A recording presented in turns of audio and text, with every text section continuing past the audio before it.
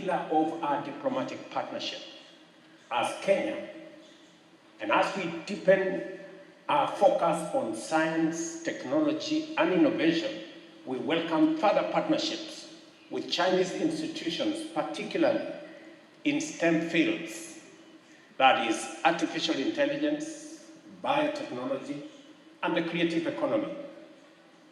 Kenya's Silicon Savannah is established at Concert Technopolis, and our upcoming National Artificial Intelligence Strategy offers a unique platform for cutting-edge collaboration between Kenya and China. It is still easier to reform this financial architecture, even though the latter would be a better option. At the heart of the Bretton Woods institution is a fundamental issue. These are shareholder institutions. At the time they were formed, the shareholders were also the primary stakeholders and beneficiaries. Both the World Bank and IMF have evolved into development finance institutions, but the ownership and power remains with the wealthy countries that they no longer serve. The interests of the shareholders and stakeholders and beneficiaries are at great variance almost all the time. This anomaly became apparently glaring during the IMF SDR issuance, where 64% of allocations ended up in wealthy countries that did not need liquidity support. The poorest countries, which needed it most, received only 2.4%. That is the extent of disconnect between the shareholders' interests and the stakeholders and beneficiaries' interests. There are many reforms required of these institutions, but I believe that the most consequential is governance changes that will transform them into independent, apolitical global institutions, insulated from the national interest of their shareholders. And you know what? This requires no more than adopting modern corporate governance best practice. The shareholders should elect directors, and the directors should appoint and supervise competent professional management. Just as simple as that. I believe reform, not abandonment of multilateral system, is the path into the future. The climate crisis is perhaps the most urgent and existential challenge of our time. Africa, despite contributing the least to global emissions, bear the greatest burden through floods, droughts, displacement, and food insecurity. We have scientific consensus that these extreme weather events are human-induced. But even if it were otherwise, decarbonization of the economy is progress in its own right. Conservation of nature and clean air are desirable ends in and of themselves. But 30 COP conferences later, national interests continue to stand in the way of global collective action, notwithstanding the fact that the atmosphere has no national boundaries. We continue, in my opinion, to play dice with nature. We envision a digital future that is Kenya in location, Africa in identity, and global in impact. Ladies and gentlemen, Kenya and China are not merely trade partners. We are co-architects of a new world order, one that is fair, inclusive, and sustainable. Let us measure our success not in GDP growth or trade volumes, but in how many lives we uplift, how many futures we secure, and how much dignity we restore.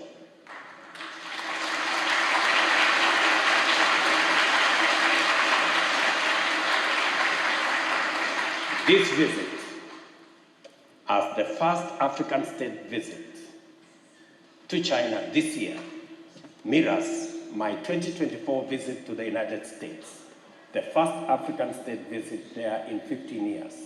Perhaps, symbolically, Kenya can serve as a bridge between East and West, North and South, in an era of deepening geopolitical tensions.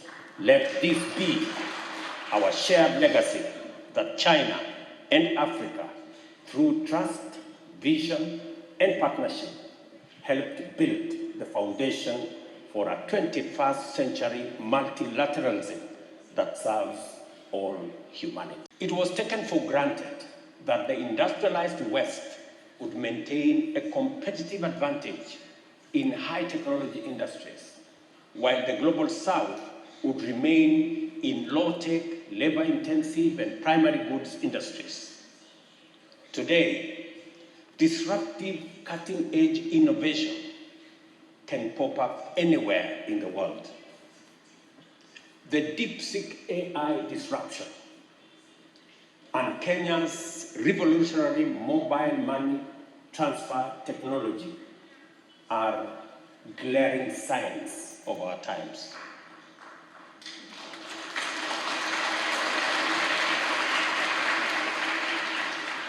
Additionally, there is a saying that demography is destiny. Economic development cannot be divorced from demographics. It is people who produce, and it is people who consume or provide a market.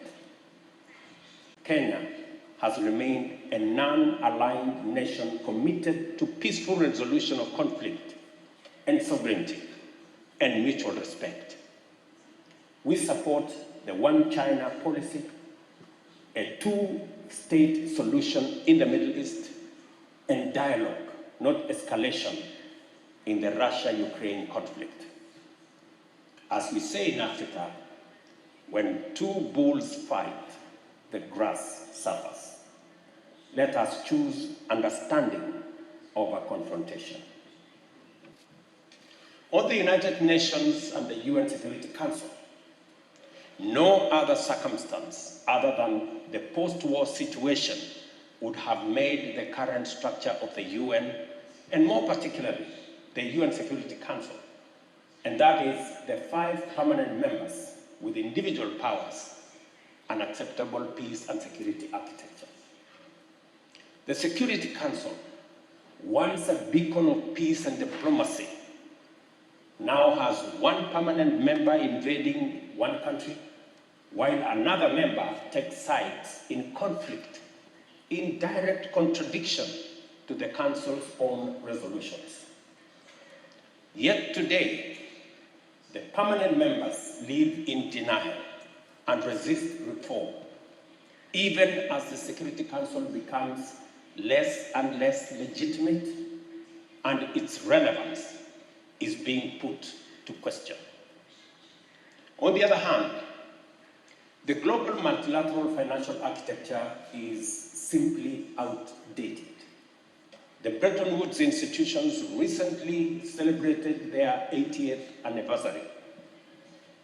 80 years ago, we all know 2/3 of the world's nations did not exist as states when this architecture came into being. The IMF was established to buttress the gold standard, fixed exchange rate system, a system that collapsed 50 years ago.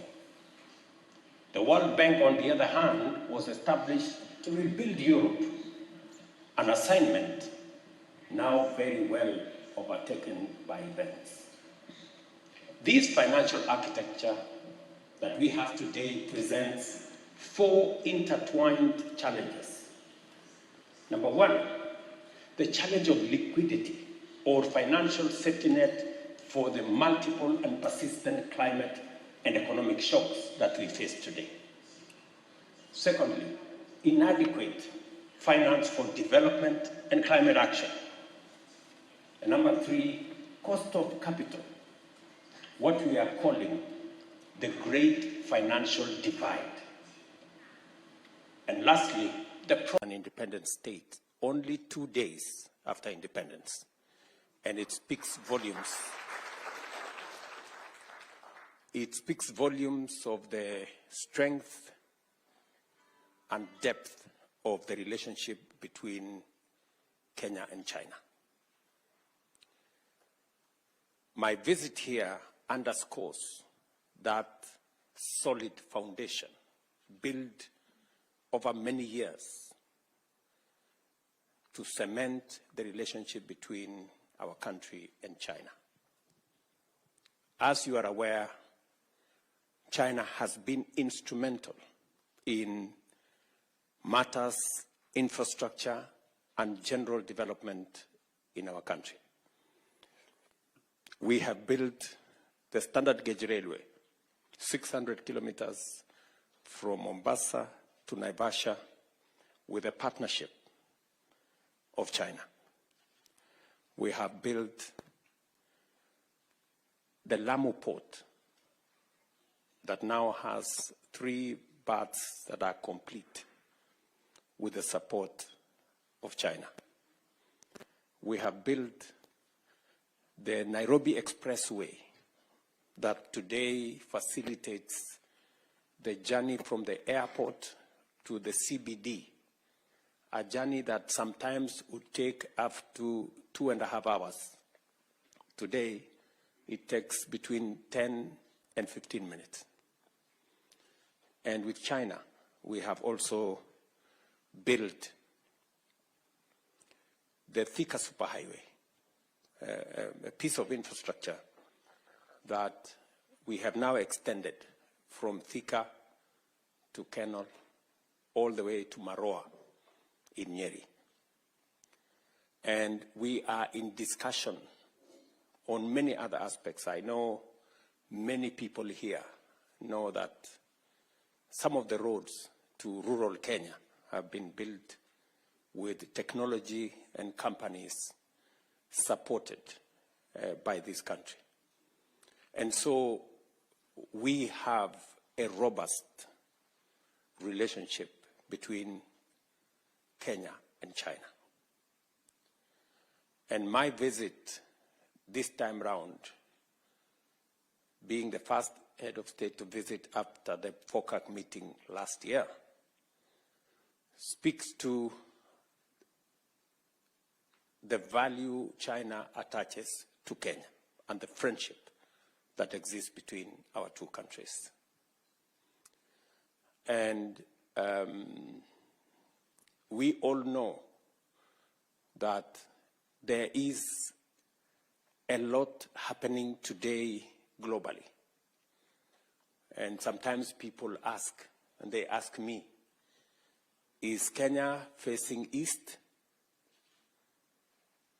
to China, or is it facing west to the US? And I have answered that question that Kenya is neither facing east nor west. We are facing forward. And we want to build mutually beneficial win-win relationships with as many friends as possible. And my mission here this time round is to discuss, amongst many things, how we can invest in the future, not just of Kenya, but of our region, with support and partnership of friends like China and others. I have already had conversations on investment opportunities. Many people get worried that we are only discussing loans and credit and things like those. I want to tell you that we are becoming more innovative in how to finance development. There are new instruments that can enable us deliver on public infrastructure using private resources and technology. And that is the kind of conversation we are having with both the public and the private sector in China. We are having a conversation, for example, on how to develop the Rironi-Mau Summit Road, making that road a 6-lane piece of infrastructure from Nairobi to beyond Nakuru. That discussion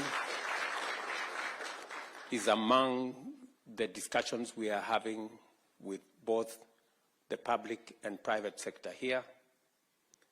And it is my belief that we should be able to begin that construction